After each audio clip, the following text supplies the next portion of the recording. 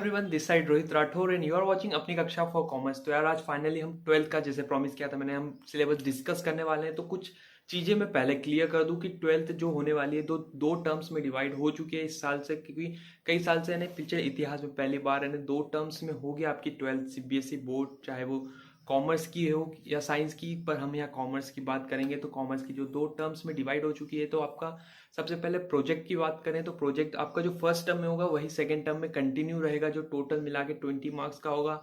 आपकी first term और second term के एग्जाम का एग्रीगेट आपका फाइनल रिजल्ट बनेगा। जो आपका फर्स्ट टर्म में एक बार पूछ लिया गया है वो दोबारा नहीं पूछा जाएगा।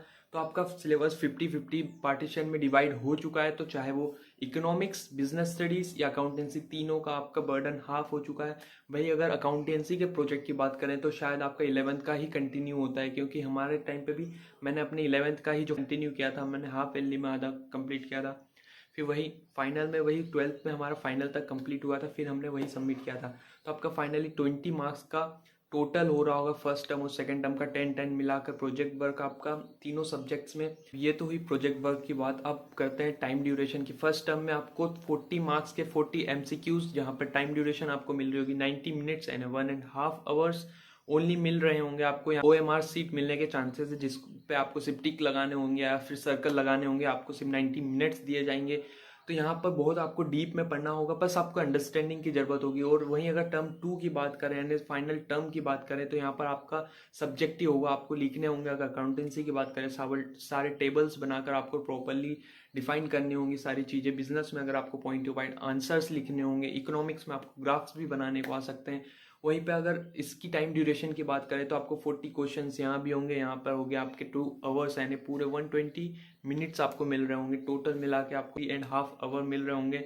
हमारे टाइम पे 3 आवर्स होता था। फाइनली आप प्रॉफिट में हो, कहीं ना कहीं आपको ज़्यादा टाइम मिल रहा है। तो टाइप ऑफ क्वेश्चंस की बात करें तो टर्म 1 में ओनली एमसीक्यूज आ रहे होंगे, वहीं टर्म 2 में आपके सब्जेक्टिव होंगे। यहाँ पर एमसीक्यूज नहीं आएंगे, यहाँ ऑब्जेक्टिव आ सकते हैं पर एमसीक्यूज बिल्कुल नहीं होंगे। ऑब्जेक्टिव के चांसेस कम है, फुल सब्जेक्टिव हो सकता है आपका। जैसे जैसे अपडेट्स आएंगी मैं आपका पूरा आपको अपडेट करता रहूँगा। वहीं अगर बात करें हमारा बिजनेस स्टडीज़ का, जो मैंने आपको 11th-12th का पढ़ाने का कहा है वो बहुत जल्दी चालू होने वाला है। और नेक्स्ट लेक्चर आपका 12th और 11th का आ रहा होगा। तो यार फाइनली तीनों सब्जेक्ट्स के थोड़ा डिटेल में कौन कौन से चैप्टर्स आ रहे होंगे, हम पूरा सिलेबस डिस्कस करने वाले हैं। तो मैं स्क्रीन शेयर कर रहा हूँ।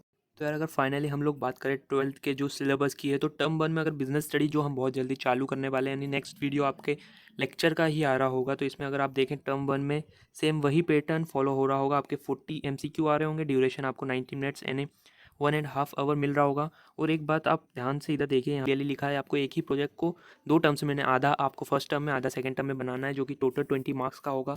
वहीं पर अगर आप देखें अगर बिजनेस स्टडी में आपको फर्स्ट टर्म में 12th को जो पार्ट 1 में है, इसमें nature and significance of management, principle of management, business involvement, planning, organisation. And वहीं अगर आप सेकंड पार्ट जो भी बिजनेस फाइनेंस एंड मार्केटिंग का, उसमें मार्केटिंग मैनेजमेंट बहुत इंपॉर्टेंट चैप्टर हो जाता है आपका। अकेला ये चैप्टर आपका 10 मार्क्स के लिए स्टैंड करेगा। टोटल आपके लिए 40 मार्क्स के लिए जो भी एमसीक्यूज रहेंगे और 10 मार्क्स का आपका प्रोजेक्ट टर्म 1 के लिए होगा। आपको इस पूरी की प्रिपरेशन करवाने की जिम्मेदारी मेरी है, और आपका टर्म 1 एग्जाम्स के पहले पहले आपकी पूरी प्रिपरेशन प्लस रिवीजन में करवाने की आपकी गारंटी ले रहा हूँ। बहुत ही जल्दी आप इसके लेक्चर्स चालू होने वाले हैं आपके। वहीं अगर टर्म 2 की बात करें बिजनेस स्टडीज़ की क्लास 12th की, तो सेम वही अगर आप स्टाफिंग, डायरेक्टिंग और कंट्रोलिंग, ये 3 चैप्टर्स आपके इंपॉर्टेंट हो जाते हैं, जो कि 20 मार्क्स के लिए स्टैंड करते हैं। और इसमें बाकी पार्ट बी में financial management, financial market and consumer protection. Consumer protection अकेला 5 मार्क्स के लिए स्टैंड करता है। और अगर आप टर्म 2 देखें तो इसके लिए आपको 40 मार्क्स के लिए सब्जेक्टिव क्वेश्चन आ रहे होंगे, ना कि एमसीक्यू। आपको 2 आवर्स दिए जाएंगे, सेम पैटर्न 2 आवर्स आपको फर्स्ट टर्म में सारे एमसीक्यूज आ रहे होंगे। वही आपका 40 मार्क्स का पेपर फर्स्ट टर्म में आ रहा होगा, जिसमें 90 मिनट्स आपको दिए जाएंगे यानी 1.5 आवर, और 2 आवर आपको सेकंड टर्म में मिलेगा जिसमें सब्जेक्टिव होगा। इसमें भी 10 मार्क्स का आपका प्रोजेक्ट वर्क इंक्लूड होगा, जो कि कंटिन्यू फर्स्ट टर्म से रहेगा। यह बिजनेस स्टडीज़ की बात होती है। इसका भी सिलेबस आपकी टर्म 2 के एग्जाम के पहले में रिविजन प्लस पूरा सिलेबस आपको करवाने की गारंटी ले रहा हूँ। इसी यूट्यूब चैनल पे सारे वीडियोस बहुत जल्दी अपलोड हो रहे होंगे।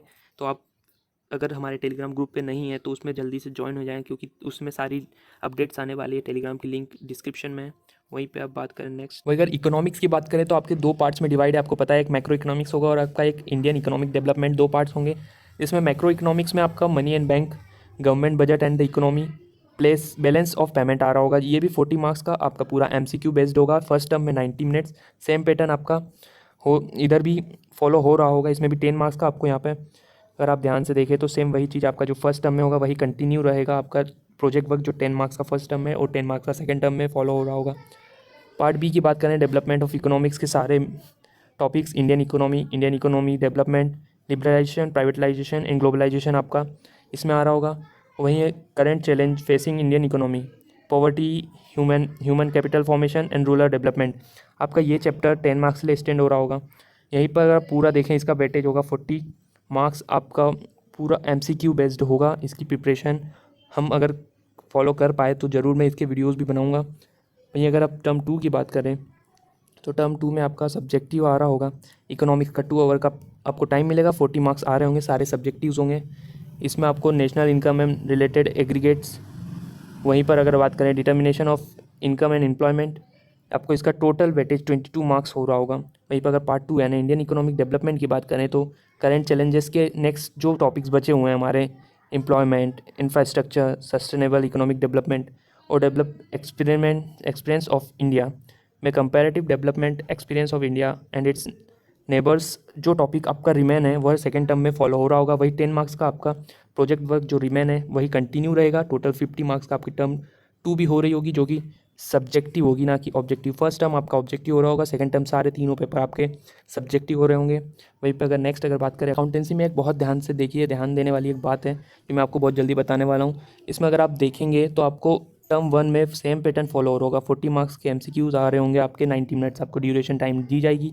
आपको जो फर्स्ट यूनिट से आ रहे होंगे फंडामेंटल्स, उसके बाद change in the profit sharing ratio, admission of a partner, accounting for the shares.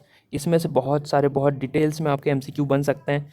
ये चैप्टर आपके लिए बहुत इंपॉर्टेंट हो जाता है, जिसके 10 मार्क्स के लिए स्टैंड करता है। ये अकाउंटिंग रेशो हो जाता है। अकाउंटिंग रेशो में से ज़्यादा MCQs बन सकते हैं, बाकी financial statement of the company से काफ़ी आपके जो MCQs हैं वो बनेंगे। और में जो कंप्यूटर अकाउंटिंग का होगा, जैसे मैं बता रहा था, ये सभी का नहीं होता। इसके और में इन दोनों के और में चांस आपको दिया जाएगा, या तो आप कंप्यूटर अकाउंटिंग पढ़ लें या फिर एनालाइज ऑफ फाइनेंशियल स्टेटमेंट पढ़ लें। तो मोस्टली बच्चे यही पढ़ते हैं और यही फ़ायदे की बात भी रहेगी। इसमें भी आपको 10 मार्क्स का प्रोजेक्ट जो कि आपका कंटिन्यू रहेगा, जो 11 से कंटिन्यू आता है, कई स्कूल में ऐसा करवाते हैं, जो कि टर्म 2 में भी यही कंटिन्यू रहेगा। वहीं अगर आप टर्म 2 की बात करें, इसमें आप एक बात ये रही, अकाउंटिंग फॉर द शेयर्स यहाँ पर आ रहा होगा, और फिर एडमिशन ऑफ द पार्टनर्स, ये सारे आपके इंपॉर्टेंट हो जाते हैं टॉपिक्स। अगर आप PDF देखना चाहते हैं तो टेलीग्राम ग्रुप पे अपलोड है, टेलीग्राम की लिंक डिस्क्रिप्शन में, आप टेलीग्राम ज्वाइन कर सकते हैं। सारी अपडेट्स उधर आएगी, हमारी जो भी कोर्स से रिलेटेड होगी, जो भी अपडेट्स आनी होगी। वहीं अगर नेक्स्ट टर्म 2 की बात करें आपके अकाउंटेंसी के लिए, तो अकाउंटेंसी में accounting for non profit organisation, accounting for partnership firm में आपका dissolution of partner firm and retirement of the and death of the partner बहुत इंपॉर्टेंट हो जाता है आपका। यहीं पे कंपनी अकाउंटिंग में सिर्फ डिवेंचर्स आ रहा होगा आपका टर्म 2 में। वहीं अगर टर्म 1 में आप देखेंगे, इसके आगे का जो शेयर्स आ रहा है, अकाउंटिंग फॉर ओनली शेयर्स आपका टर्म 1 में कब किया जाएगा कवर, वहीं पे अकाउंटिंग फॉर डिवेंचर्स टर्म 2 में आपका कवर किया जाएगा। और आप इसी के बाद अगर पार्ट 2 की बात करें तो एनालाइज ऑफ फाइनेंशियल स्टेटमेंट में फाइनेंशियल स्टेटमेंट ऑफ कंपनी और कैश फ्लो स्टेटमेंट, और में वही कंप्यूटराइज अकाउंटिंग जो कि सभी को नहीं करना होता है। इससे ऊपर आप यह प्रेफर करें क्योंकि इन दोनों के क्वेश्चंस और में आते हैं। ये इजी भी होगा आपके लिए और कंपेरेटिवली अंडरस्टैंडिंग में भी इजी होगा, क्योंकि कई स्कूल इसको फॉलो ही नहीं करते। वही 10 मार्क्स का आपका वही प्रोजेक्ट वर्क जो कि टर्म 1 से होगा कंटिन्यू होगा। ये 50 मार्क्स टोटल आपके हो रहे होंगे। आपके दोनों टर्म के एग्रीगेट मिलकर ही आपका फाइनल रिजल्ट बन रहा होगा। जो सिलेबस आपका टर्म 1 में आ चुका होगा वो दोबारा टर्म 2 में नहीं आएगा। तो होप यार आपको पूरा सिलेबस समझ में आया होगा, तीनों सब्जेक्ट का मैंने क्लियर किया है। अगर आप चाहते हैं, जो ऑफिशियल प्रिंट आउट हमारा टेलीग्राम ग्रुप पे डाला है, अगर आपने अभी तक टेलीग्राम ग्रुप ज्वाइन नहीं किया तो डिस्क्रिप्शन में लिंक है, आप उससे ज्वाइन कर सकते हैं। सारी अपडेट्स, आपके डाउट्स, सब कुछ आपका जो भी क्वेरीज होगी या फिर आपके सब वहीं पर क्लियर की जाएगी, क्योंकि जो भी अपडेट्स आ रही होगी आपके टेलीग्राम ग्रुप पर हम क्लियर करेंगे। और आप लाइव क्लासेस अगर ज्वाइन करना चाहते हैं तो वेबसाइट की लिंक पर टैप कीजिए, हमारे साथ लाइव आपके डाउट 1 to 1 क्लियर होंगे, आपके सारे लाइव क्लासेस अटेंड कर सकते हैं आप। और अगर MCQ के बहुत जल्दी क्वेश्चन बैंक आने वाला है आपके, नवंबर से पहले मैं आपके सब चीज़ प्रोवाइड कर दूंगा आपको। अगर आप चाहते हैं 90+ फोड़ना अपने 12th में, तो डू सब्सक्राइब अवर चैनल, क्योंकि मैं मदद करने वाला हूँ आपके 90+ फोड़ने में। So thank you.